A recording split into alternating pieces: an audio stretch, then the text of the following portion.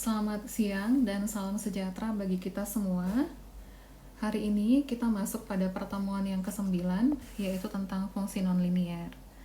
Pada pertemuan yang sebelumnya, kita sudah belajar tentang fungsi linier dan kita terapkan pada menggambar kurva fungsi permintaan, fungsi penawaran, dan keseimbangan pasar. Kalau kita gambarkan kembali, kita ambil salah satu contohnya, ya. Andaikan kita punya di sini ada sumbu P dan ada sumbu Q untuk suatu fungsi permintaan 5 dikurang Q, maka fungsi permintaan ini akan memotong sumbu P di titik 0,5 dan memotong sumbu Q di titik 5,0, sehingga fungsi linier untuk fungsi permintaan ini kita buat seperti ini.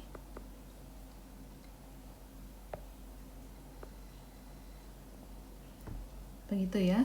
Jadi ini adalah fungsi P sama dengan 5 dikurang Q.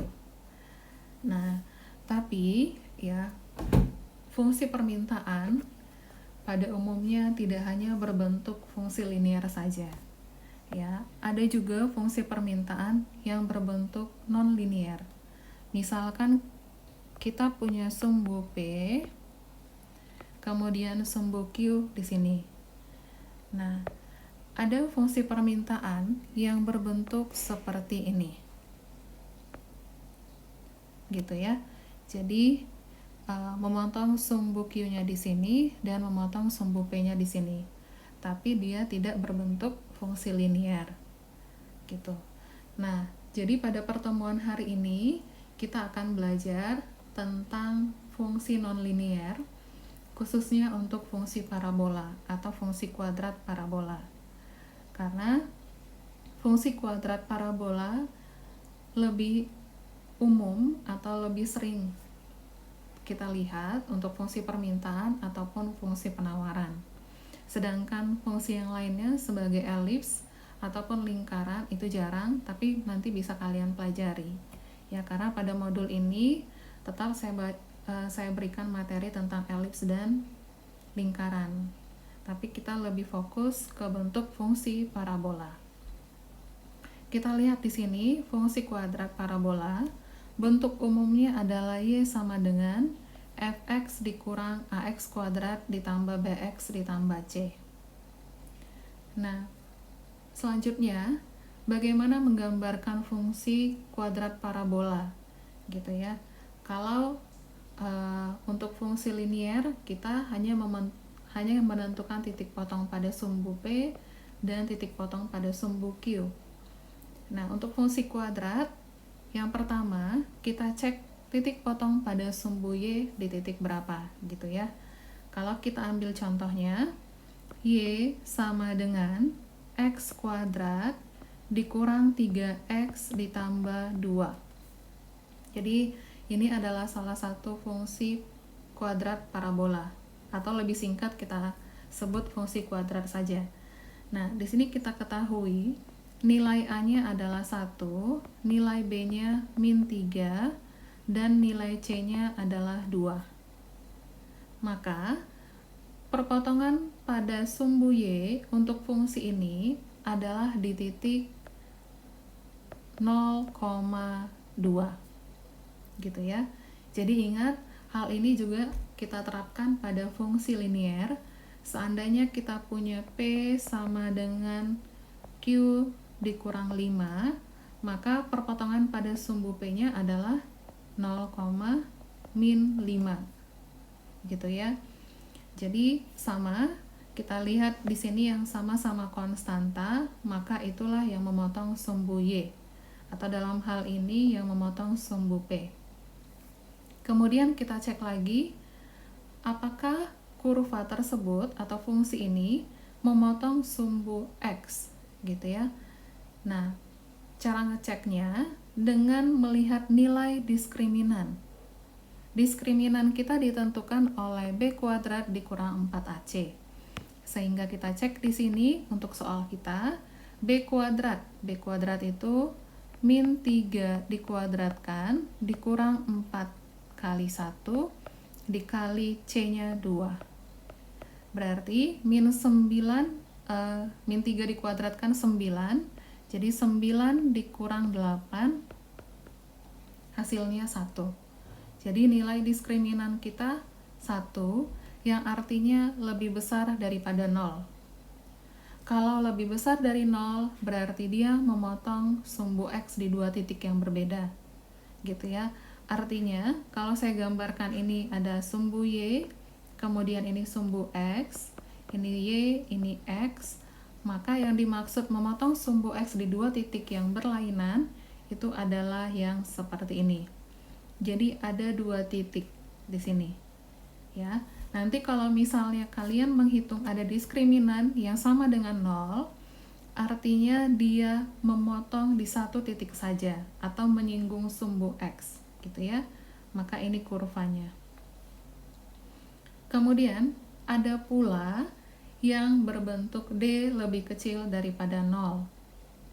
D lebih kecil daripada 0 artinya dia mengambang atau tidak menyinggung ataupun tidak memotong sama sekali sumbu X. Gitu. Oke, sampai di sini bisa dipahami ya. Kemudian, setelah kita cek nilai diskriminannya, kita hitung titik puncaknya. Perhitungan titik puncak dihitung dengan rumus min B per 2A, min D per 4A. Sehingga titik puncak kita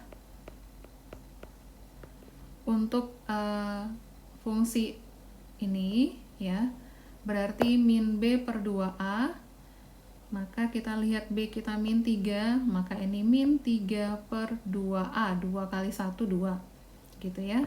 Jadi min 3 per 2. Kemudian untuk titik Y nya koordinatnya min D per 4A. Tadi D kita adalah 1, berarti min 1 per 4 gitu kan, karena A nya 1, jadi min 1 per 4. Jadi inilah titik puncak kita. Kemudian tadi kita lihat di sini bahwa diskriminannya lebih besar dari 0, artinya memotong sumbu X di dua titik yang berbeda. Jadi kita cari perpotongan titik kurva tersebut pada sumbu Y. Jadi titik potong pada sumbu Y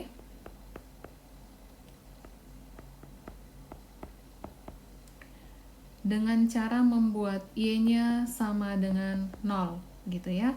Artinya nanti X kuadrat dikurang 3X ditambah 2 sama dengan 0.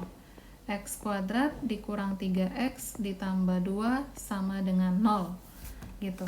Nah, untuk menentukan titik potong ini, kita bisa lakukan dengan beberapa cara, diantaranya dengan pemfaktoran ataupun dengan rumus ABC. Ya, jadi untuk memfaktorkan, kita cari bilangan ya yang terdiri dari dua bilangan ya, yang kalau dikalikan adalah perkalian dari koefisien X kuadrat di sini, yaitu 1 dikali 2. Jadi kalau dikalikan hasilnya 2, kalau dijumlahkan hasilnya min 3. Gitu ya. Kalau dikalikan hasilnya 2, dijumlahkan min 3. Maka bilangan yang memenuhi itu adalah bilangan min 1 dan bilangan min 2. Ya kan? Karena kalau min 1 kita kalikan min 2 hasilnya 2, min 1 ditambah min 2 hasilnya min 3. Sehingga ini menjadi X min 1, X min 2 sama dengan 0. Maka X sama dengan 1 atau X sama dengan 2. Jadi di sini kita sudah dapat titik potong pada sumbu X. Ini titik potong pada sumbu X ya. Titik potong pada sumbu X, titik potong pada sumbu Y, kemudian puncaknya. Berarti kita tinggal gambarkan. Gambarkan grafiknya saya buat di sini.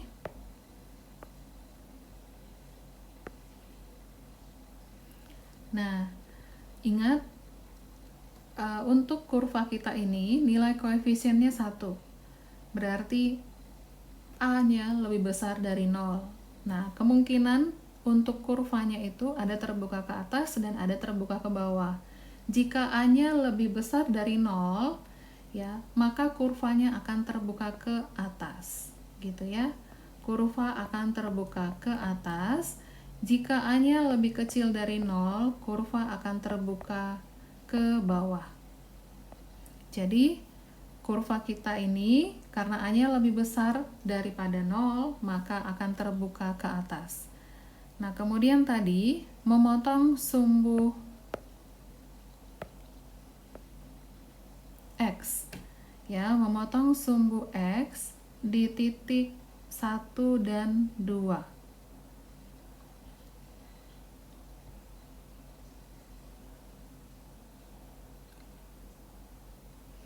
Jadi ini titik 1, ini titik 2 gitu ya. Kemudian puncaknya adalah min 3/2 min 1/4. Di sini kayaknya ada yang salah ya, karena puncaknya harusnya ada di sini. Puncaknya min B/2A. Oke, ini min B, berarti min 3 positif. Diskriminan kita ya min 1/4. Jadi puncaknya adalah 3/2 di sini dan min 1/4. Jadi sangat kecil di sini. Oke, jadi kurvanya nanti bentuknya gini ya. Ini puncaknya. Saya buat yang merah saja, ini puncak. Nah, kemudian akan memotong sumbu Y di titik 0,2. Ini 2. Maka bentuk kurvanya seperti ini.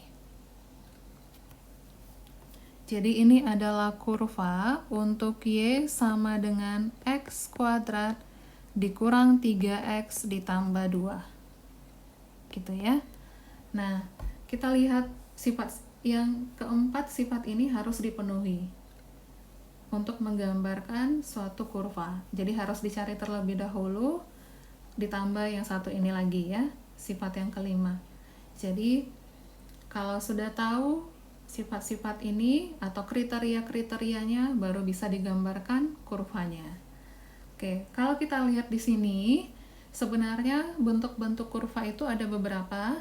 Yang pertama, kalau diskriminannya lebih besar dari 0 dan A-nya lebih besar dari 0, sama ya dengan kurva kita di sini.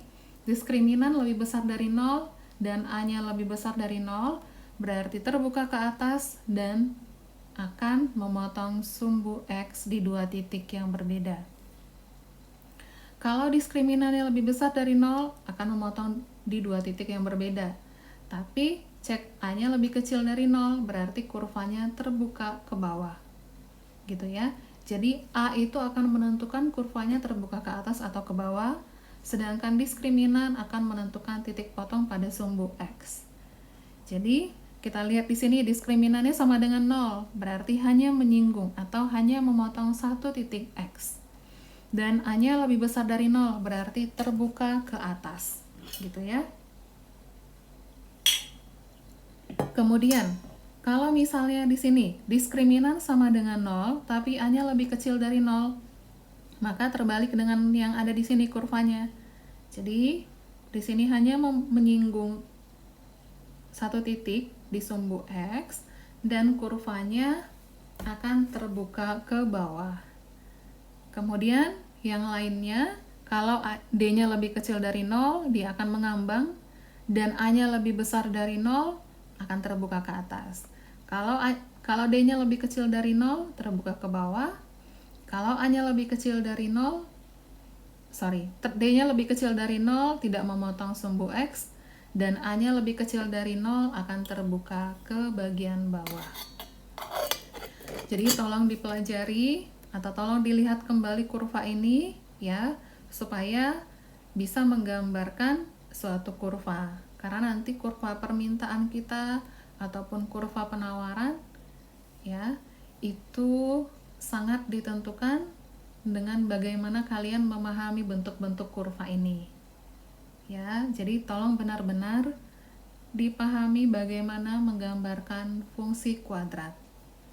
Oke, ini persamaan lingkaran dan persamaan elipsnya saya tidak akan berikan materinya, tapi kalian bisa baca karena nanti lebih banyak fungsi permintaan kita berbentuk fungsi kuadrat. Oke, kita lihat ke contoh soal latihan. Bagian B, Y sama dengan X kuadrat dikurang 3X dikurang 4. Ya, yang pertama, kita tentukan titik potong pada sumbu Y. Titik potong pada sumbu Y ditentukan oleh konstanta di sini. Berarti 0,-4. Kemudian cek nilai diskriminannya. D sama dengan B kuadrat dikurang 4AC. Gitu ya. Lihat di sini bahwa A kita 1, B kita -3, C-nya -4. Maka nilai diskriminan kita B kuadrat berarti -3 kuadrat dikurang 4 kali 1 kali -4 gitu ya.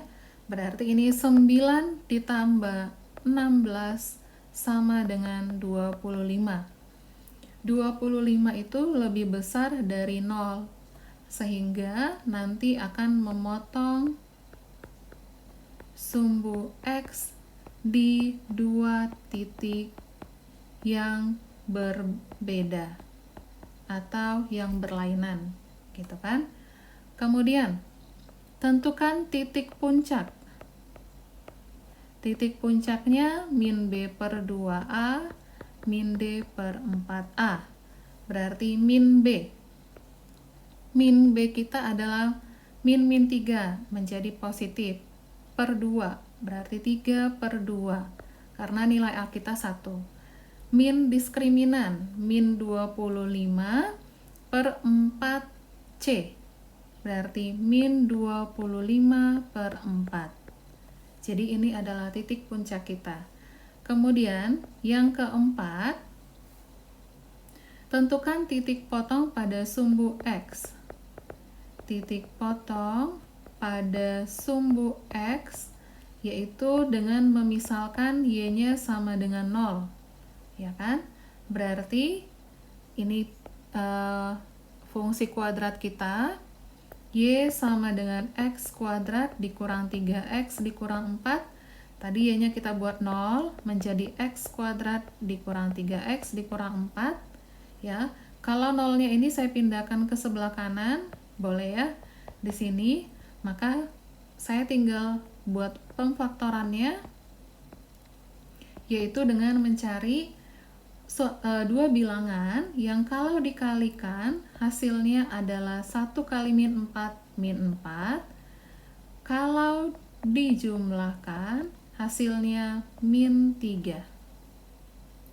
Maka bilangan yang memenuhi P dikali Q min 4 berarti adalah min 4 dikali 1. Min 4. Min 4 ditambah 1, min 3. Maka bilangan itu adalah min 4, kemudian 1. Artinya, ini ada sama dengan 0 ya. X dikurang 4 sama dengan 0, berarti X sama dengan 4. Di sini X ditambah 1 sama dengan 0, maka X min 1. Gitu ya. Kemudian, yang nomor 5, cek bagaimana dengan nilai A-nya. Nilai A-nya tadi 1, berarti A-nya lebih besar dari 0 atau terbuka ke atas. Gitu ya, ke atas. Oke, sehingga kalau kita gambarkan kurva kita, saya buat di sini saja. Ini adalah kurva kita untuk sumbu Y, kemudian ini sumbu X. Nah, tadi kita lihat bahwa perpotongannya pada 0 min 4, ya kan? Jadi Ini min 1, min 2, min 3, min 4. Ini min 4. Kemudian diskriminannya, oke, memotong sumbu X di dua titik yang berbeda. Dengan puncaknya 3/2 min 25/4. 3/2 berarti 1,5 ya. Ini 1,5. Kemudian min 25/4 sekitar 6,25. Ini min 5, min 6. Nah, di sini dia ya. Jadi ini min 25/4, sehingga titik puncaknya kita tarik di sini. Ini dia titik puncaknya. Lalu kita cek lagi perpotongan pada sumbu X-nya ada di titik 4 dan min 1. Jadi ini tadi 1, 2, 3, 4. Kemudian ini min 1. Kemudian ini tadi perpotongan pada sumbu Y. Maka kita buat kurvanya bentuknya seperti ini.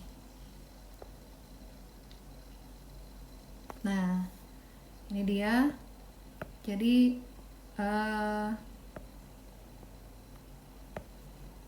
ini 4, ini min 1. Ini tadi puncaknya adalah titik 3/2 dengan min 25/4.